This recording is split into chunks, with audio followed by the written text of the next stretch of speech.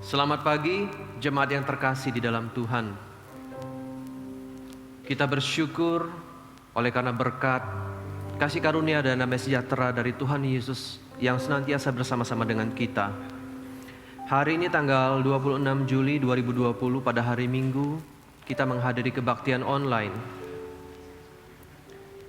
Bapak, Ibu, dan Saudara, dahulu kita adalah kegelapan. Namun sekarang kita adalah terang di dalam Tuhan. Dan buah daripada terang itu adalah kebaikan, keadilan, kebenaran. Amsal 16 ayat 20 berkata, "Siapa memperhatikan firman akan mendapat kebaikan, dan berbahagialah orang yang percaya kepada Tuhan." Kita akan pujikan sumber hidupku, ya Yesus.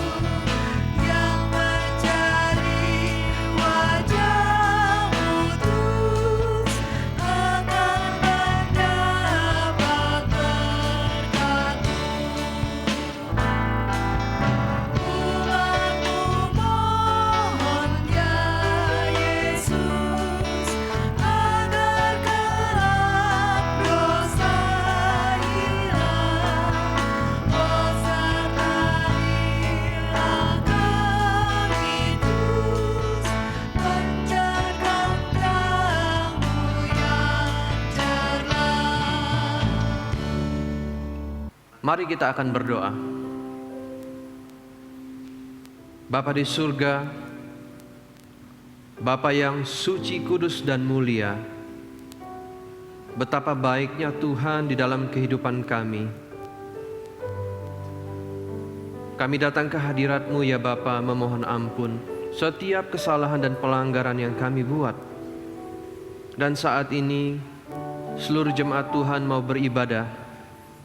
Kiranya kami dapat melihat Allah di dalam doa-doa yang kami panjatkan, di dalam pujian yang kami nyanyikan. Kiranya kami akan menyaksikan Allah di dalam setiap firman yang disampaikan. Ya Roh Kudus, tuntunlah setiap hamba-Mu, supaya kami dapat mengerti firman yang akan disampaikan oleh karena Allah yang begitu mengasihi kami.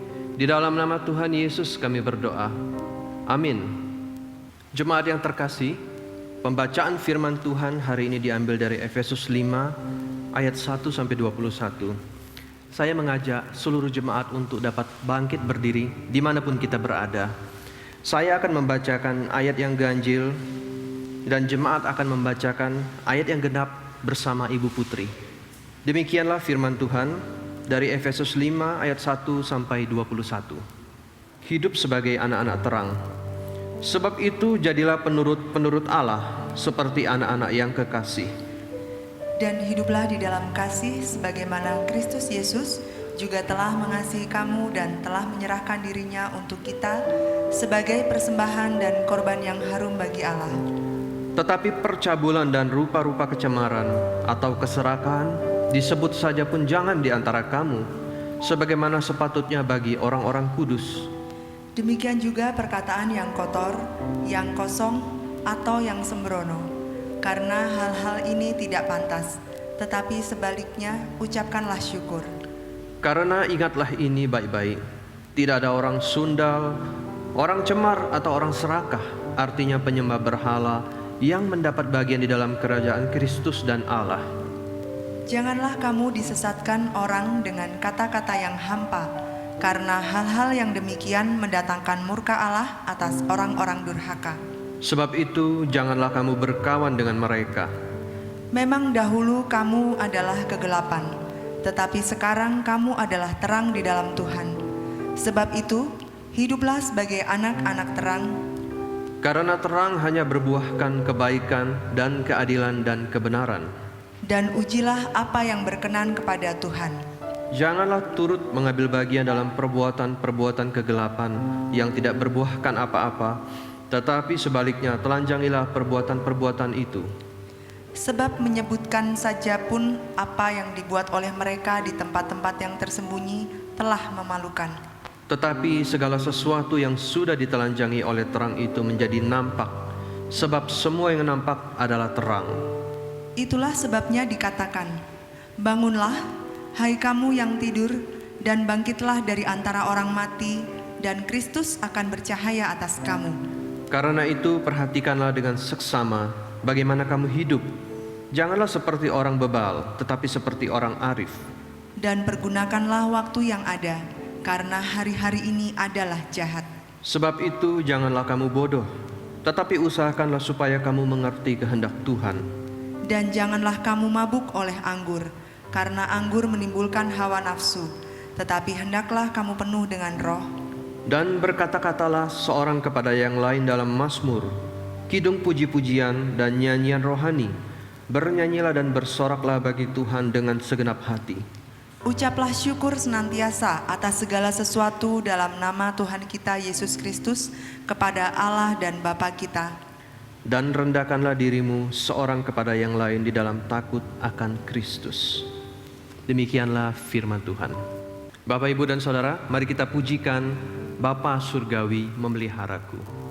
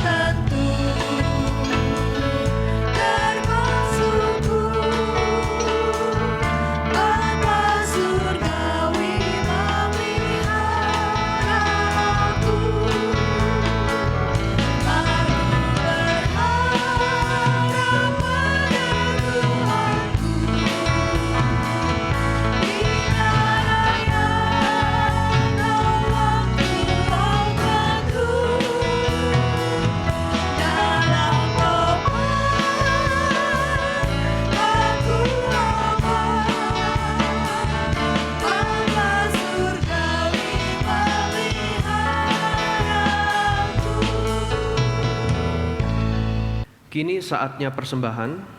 Ada beberapa cara untuk memberikan persepuluhan dan persembahan. Yang pertama melalui rekening gereja BCA 294 077 2012 atas nama Adi Putranto atau Tovan Arvile Yunardo Soakokone dengan memberikan keterangan tujuan.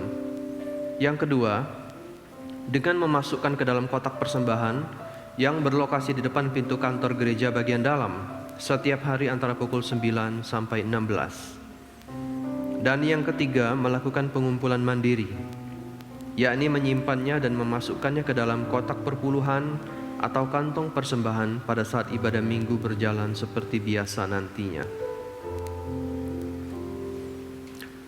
Doa syafaat akan dipimpin oleh Pendeta Krishna Wahyu Surya. Jemaat yang terkasih, mari kita bersatu hati dalam doa menaikkan segala syafaat kita. Mari kita berdoa. Kami bersyukur dan dengan penuh percaya diri menghampiri tata rahmat-Mu yang kudus. Ya Allah kami yang hidup, pemelihara kami. Demikian juga dengan penuh ucapan syukur dan terima kasih, hati kami luapkan di hadirat-Mu oleh sebab berkat-berkat yang Kau berikan. Hingga saat ini kami boleh memberikan yang terbaik melalui persembahan dan perpuluhan kami. Terbukti di masa-masa sulit pun Engkau tidak meninggalkan bagi kami, anak-anak-Mu. Berkat-berkat yang mencukupkan dan memberikan yang terbaik dalam segala karya, usaha maupun studi. Kini kami mohonkan belas kasih-Mu, kiranya Engkau juga akan meneruskan karya-Mu itu dalam kehidupan jemaat Tuhan. Dan tolonglah kami untuk dapat membaktikan setiap yang Tuhan percayakan bagi kami demi hormat dan kemuliaan-Mu. Bapa di surga, kami menaikkan doa syafaat kami, mengingat bagi bangsa dan negara kami. Tak henti-hentinya kiranya Engkau menyertai bangsa kami, baik masyarakat secara luas, demikian juga para pemimpin negeri ini. Kiranya mereka semuanya dapat bekerja sama, khususnya di dalam hal penanggulangan pandemi dari COVID-19.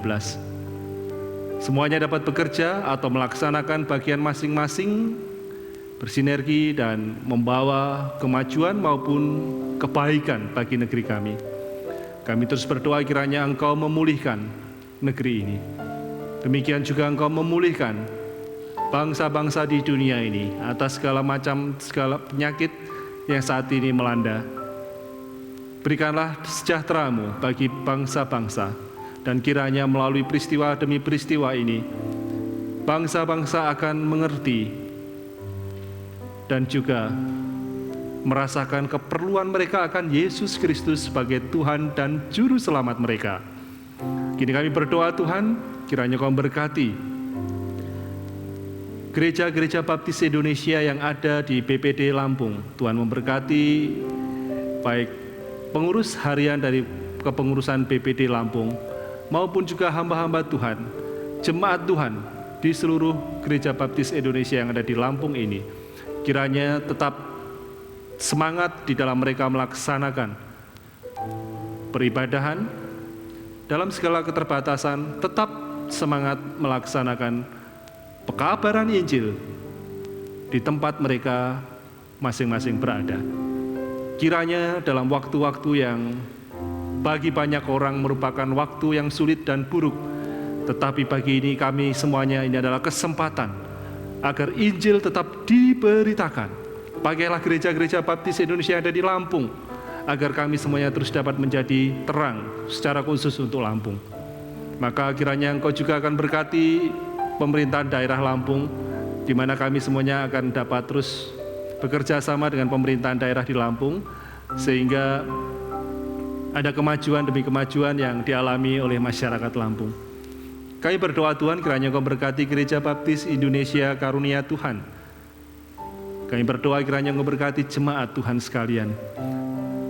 Tuhan berkati dengan kekuatan kesehatan dan melindungi mereka, agar kiranya mereka terus juga bersemangat di dalam waktu-waktu seperti ini. Baik melayani Engkau, bersemangat untuk terus hidup dan mengalami Engkau dalam kehidupan sehari-hari. Tolonglah Tuhan dalam pertumbuhan rohani. Secara khusus kami terus merindukan Tuhan. Kiranya, dengarlah doa kami ya Tuhan.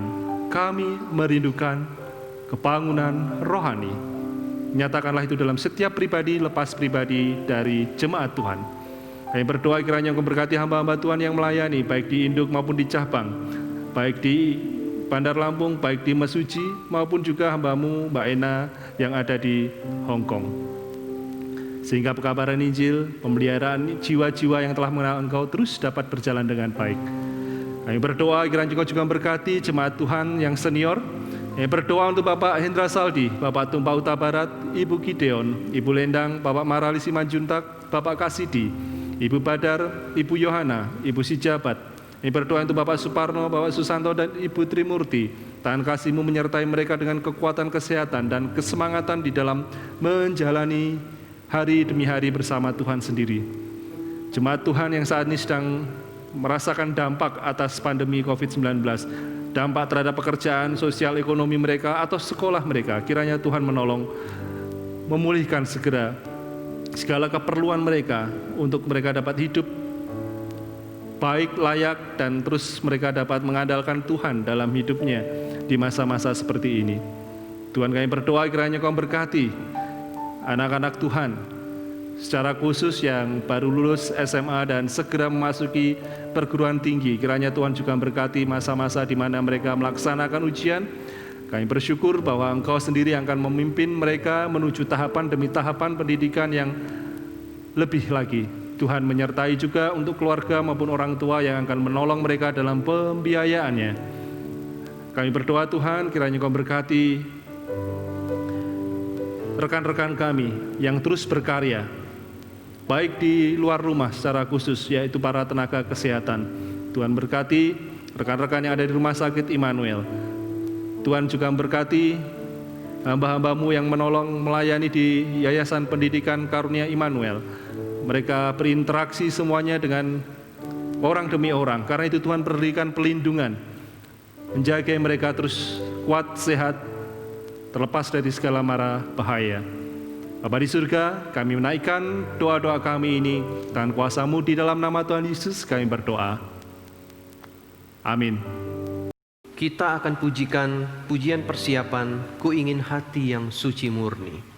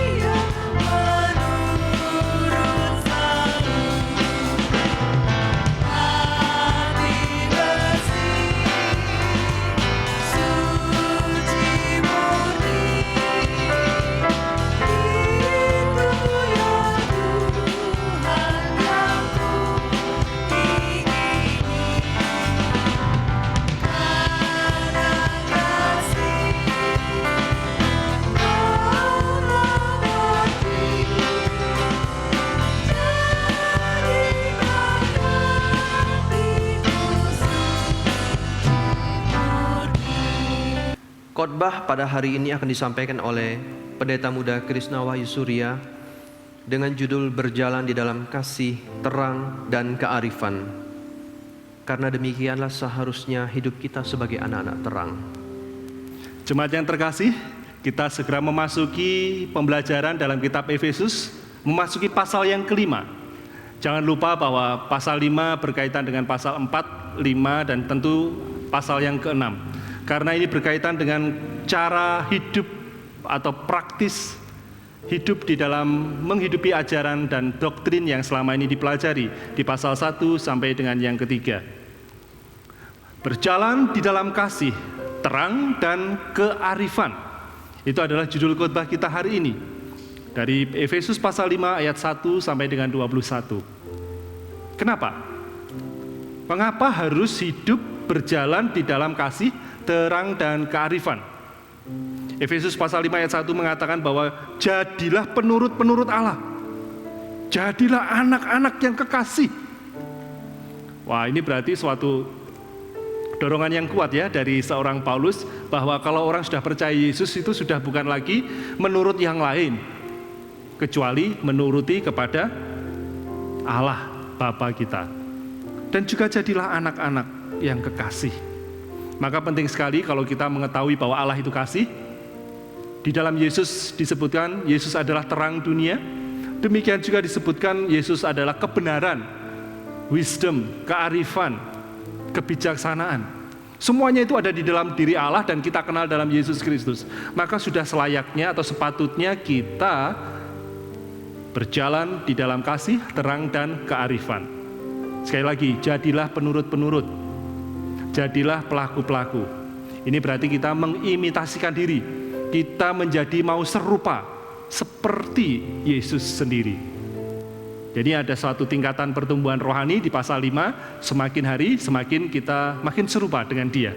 Maka apa yang dapat kita pelajari? Yang pertama jelas sekali dalam ayat 1 sampai 7 dikatakan di sana bahwa berjalan dalam terang. Mohon maaf, berjalan dalam kasih. Dalam kasih. Ini disebutkan di dalam ayat 2 sampai ayat yang ke-7 bahwa melalui Yesus sendiri kita dapat belajar. Karena Ia sendiri atau Yesus telah memberikan contoh, suatu contoh kasih. Suatu contoh kasih yang memberikan diri. Bahkan di dalam ayat 2 dikatakan Dia telah mempersembahkan dirinya kepada Allah sebagai suatu persembahan dan korban. Kasih yang nampak dalam kehidupan Yesus Kristus memberi diri. Karena itu biarkanlah Yesus menjadi teladanmu. Ikutilah, jadilah penurut-penurutnya. Yakni dengan cara apa? Memberikan dirimu, berjalan di dalam kasih. Ikutilah Dia. Dengan kasih yang murni. Di ayat 3 sampai 7 menunjukkan bagi kita bahwa kasih kita harus bebas dari segala macam tanda atau isyarat yang amoral, yang tidak bermoral. Sebab dalam ayat 3 dikatakan di sana ada segala macam kecemaran, percabulan, keserakahan yang disebut sebagai semuanya itu jangan disebut. Ya, maksudnya adalah kasih yang murni, bebas, ya, bebas terlepas dari semua tanda-tanda kecemaran ataupun juga percabulan, keserakahan dan lain sebagainya. Bahkan kata-kata atau lelucon. Ya mungkin Anda suka humor, suka lelucon, tetapi harus waspada juga ya. Karena rupanya kata-kata maupun lelucon atau joke atau apapun itu kiranya sesuatu yang sehat, yang membangun, bukan yang menunjukkan imoralitas, ketidakmoralan. Bukan menunjukkan suatu lelucon atau perkataan yang nggak pantas. Disebut saja jangan, dikatakan tadi ya, di dalam ayat yang keempat. Disebut, diucapkan, buat guyonan saja jangan. Hal-hal yang kotor, yang pikiran cabul, perkataan cabul, ataupun juga dikatakan di sana kecemaran, segala macam kecemaran. Ya. Jadi nampaknya kita serupa dengan Yesus Kristus. Kita akan lihat nanti bagian 2, kita menggunakannya dengan secara waspada. Tetapi mari kita melihat lebih jauh dulu. Sebab ini masalah serius. Dikatakan di dalam ayat 5 sampai 7. Jangan seperti itu lagi, karena orang-orang yang seperti itu, ya ini apa? Orang-orang yang nggak bermoral, yang tidak memiliki apa? Hidup yang kudus atau tidak mengarahkan dalam kekudusan, hidup dalam kecemaran. Mereka semuanya itu dikatakan tidak memiliki tempat atau warisan di dalam kerajaan Allah. Tidak demikian saudara dan saya, sebab saudara dan saya sudah dikuduskan untuk menerima janji itu. Jangan lagi seperti dulu. berjalan dalam kasih, dengan kasih berkorban, bebas dari segala macam tanda atau isyarat yang amoralitas dan sebagainya. Ini adalah cara berjalan yang layak untuk Anda, hai anak-anak Tuhan, hai jemaat Tuhan yang terkasih, yang telah dikhususkan. Berjalanlah dalam kasih. Ia mau engkau seperti itu. Selanjutnya mari kita akan memikirkan bagaimana sekarang kita dapat mempertimbangkan untuk menjadi pengaruh positif.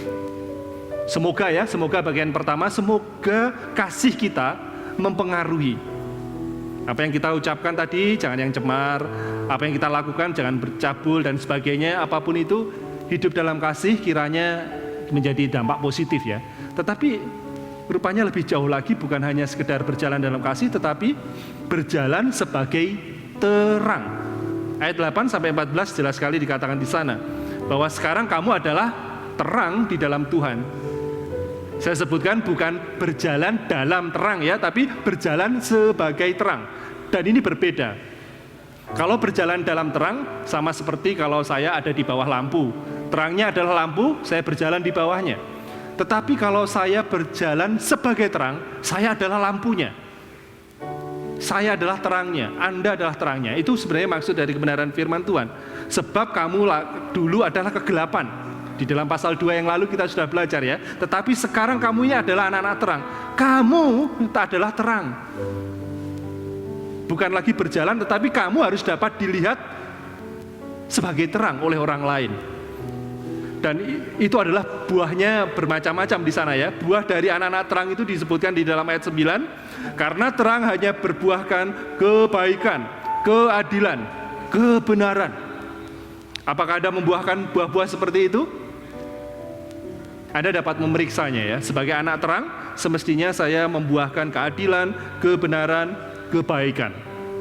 Nah, saudaraku yang dikasihi Tuhan, dengan menghasilkan buah-buah seperti itu, dan ini tentunya akan menunjukkan bagi kita, membuktikan apa yang sudah Tuhan buat dalam kehidupan kita.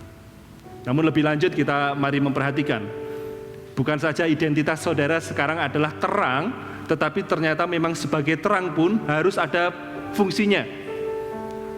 Secara otomatis bagi saya sebenarnya terang itu langsung menunjukkan fungsi ya. Dalam kegelapan yang begitu gelap gulita, ketika tiba-tiba ada terang, langsung sudah kegelapan sirna. Menurut saya dampak yang sangat luar biasa ya dari terang ya. Kalau gambaran yang lain misalnya garam dunia ya, garam baru kemudian dicicipi, baru terasa kurang atau lebih asinnya, itu baru perlu waktu ya, perlu waktu. Tapi kalau terang, seketika gelap datang terang, maka seketika itu juga kegelapan sirna. Anda semestinya hidup menjadi terang. Apa maksudnya di sana? Bahwa ketika kita dikatakan atau diungkapkan perbuatan-perbuatan kegelapan yang tidak berbuahkan apa-apa, harus kita expose, harus ditelanjangi, singkapkan. Kehadiran Anda sebagai anak-anak terang seharusnya menghadirkan terang dan mampu menjadi sesuatu yang berbeda dengan kegelapan. Ketika Anda hadir di tengah-tengah kegelapan, kegelapan itu tidak lagi eksis karena kalah dengan Anda. Ada sesuatu yang berbeda. Itulah kenapa saya selalu mengingatkan, kalau orang sudah menjadi percaya, semestinya cara hidupnya berbeda. Kalau cara hidupnya masih hidup dalam kegelapan, maka ketika dia hadir dalam kumpulan kegelapan, maka nggak ada bedanya. Tapi ketika ia datang sebagai terang, hadir dalam suatu kegelapan, maka sirna kegelapan itu. Nah, saudaraku yang dikasihi Tuhan, itu sebagaimana disebutkan di dalam pasal 5 ayat yang ke-14. Itulah sebabnya dikatakan, bangunlah hai kamu yang tidur dan bangkitlah dari antara orang mati, dan Kristus akan bercahaya atas kamu. Sebenarnya ini kalau Bapak Saudara cek di dalam ayat 14, di sana ada tanda petik yang merupakan suatu kutipan artinya. Banyak ahli mengira atau memberikan pendapat bahwa ayat 14 itu seperti suatu nyanyian orang Kristen kalau dia pada masa itu ya, dia percaya Yesus lalu dibaptiskan.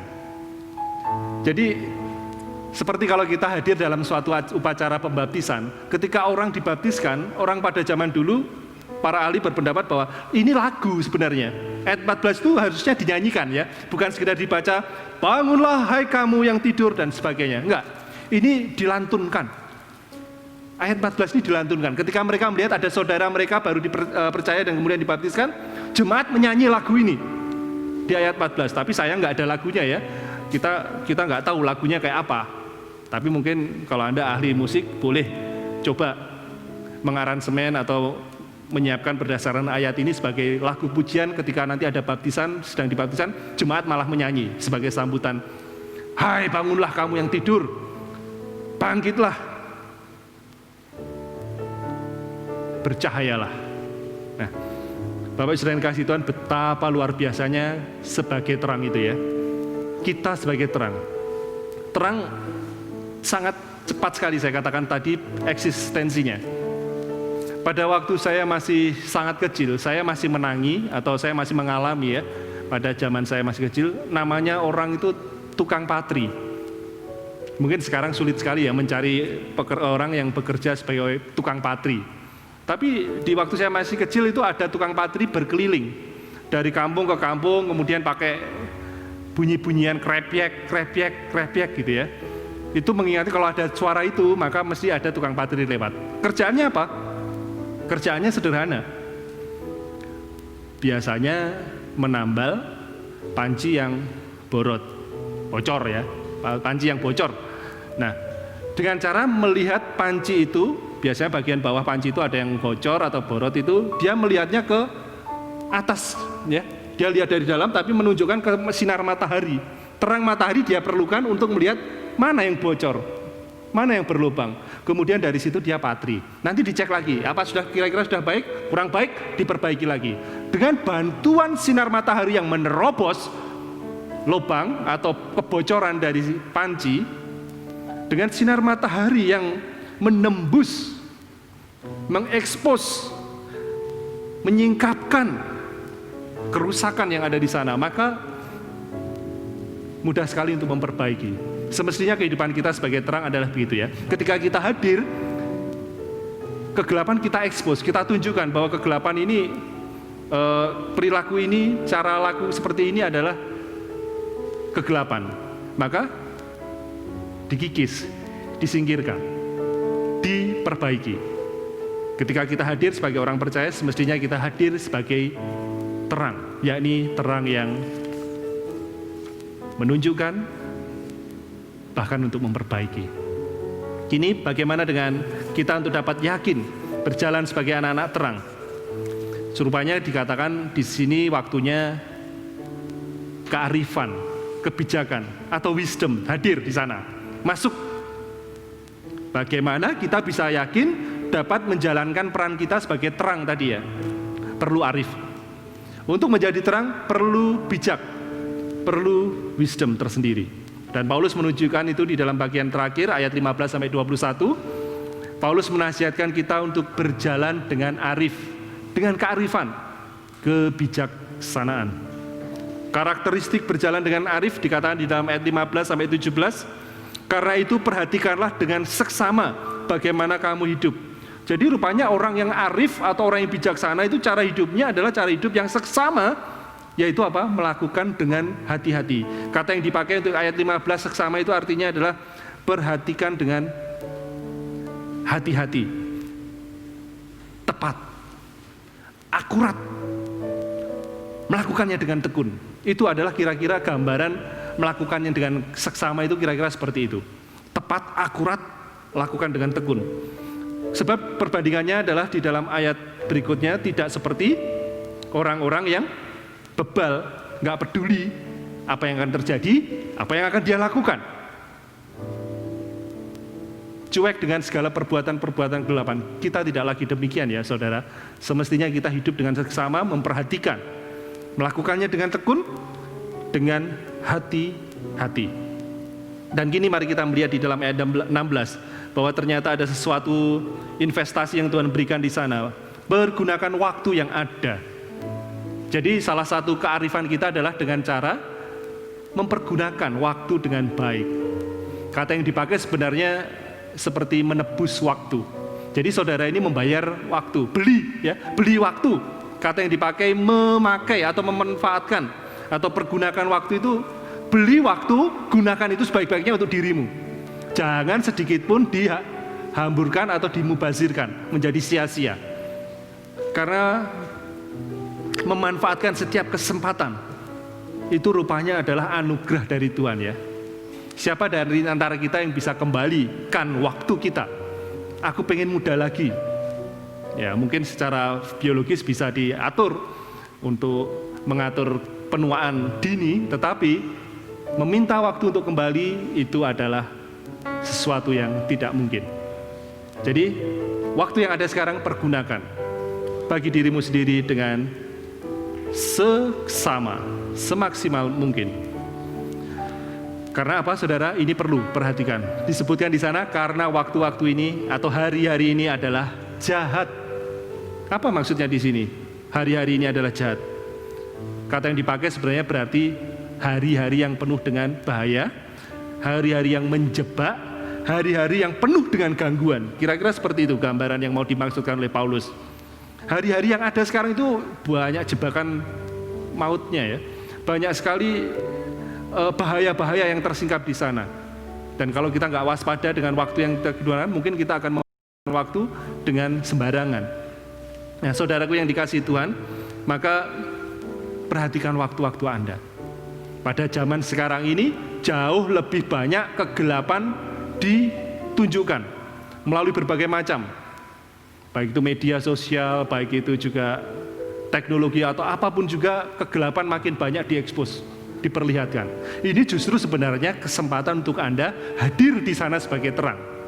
Hadir di sana sebagai terang.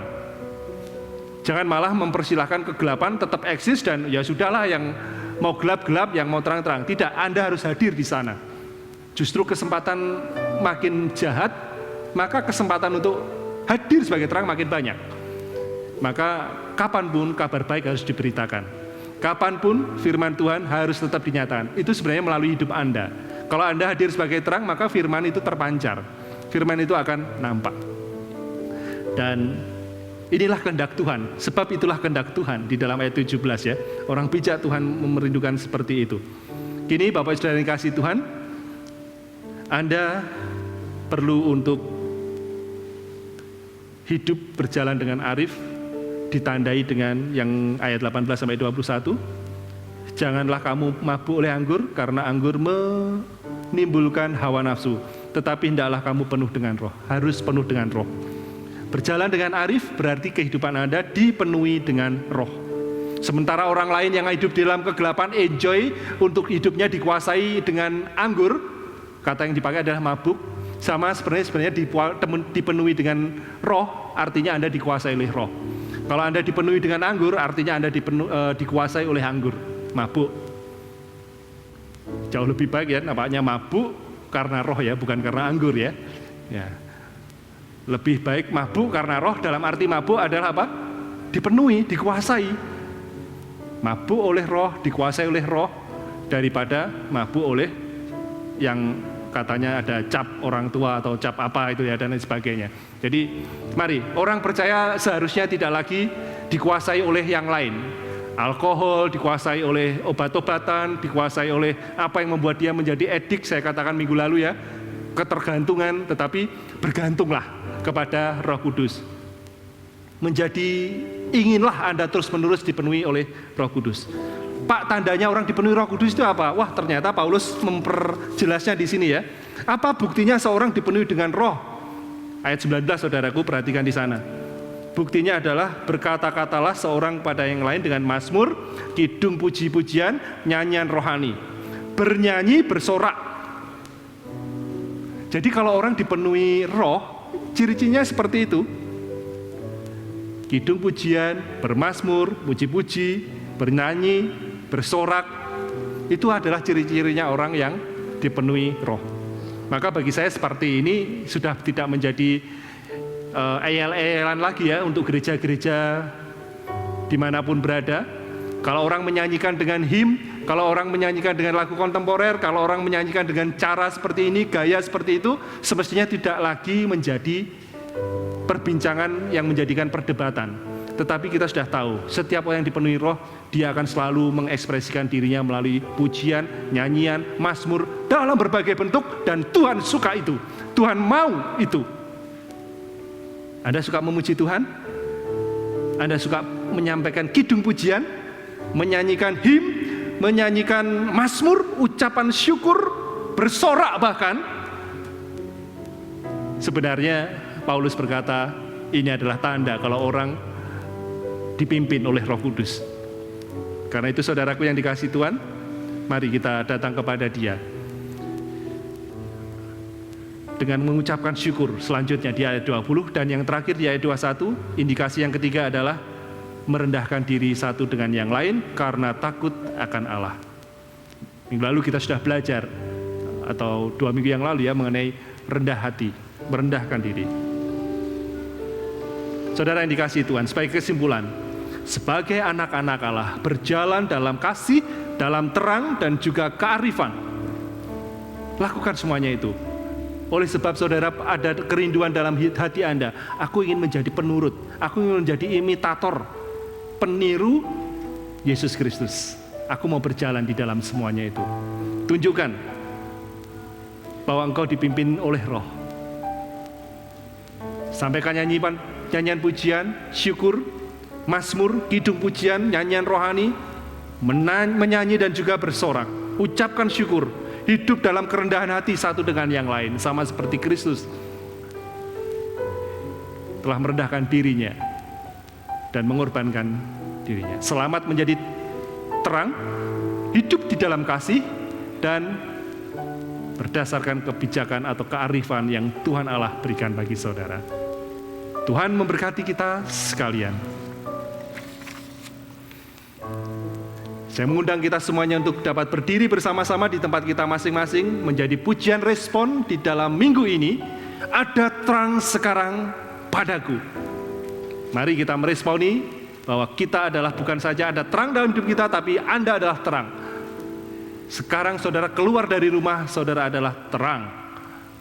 Expose semuanya itu, Anda harus beda. Ada terang sekarang padaku.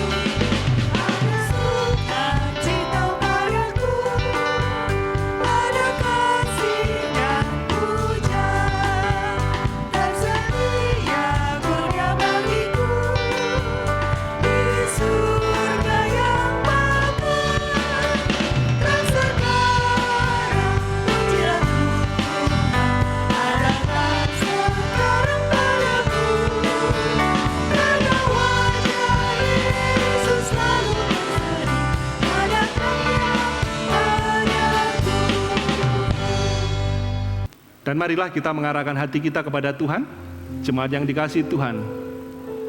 Ingatlah janjinya, Tuhanmu melindungi dan memberkati engkau. Ia menyinari engkau dengan wajahnya, memberi engkau kasih karunia dan damai sejahtera.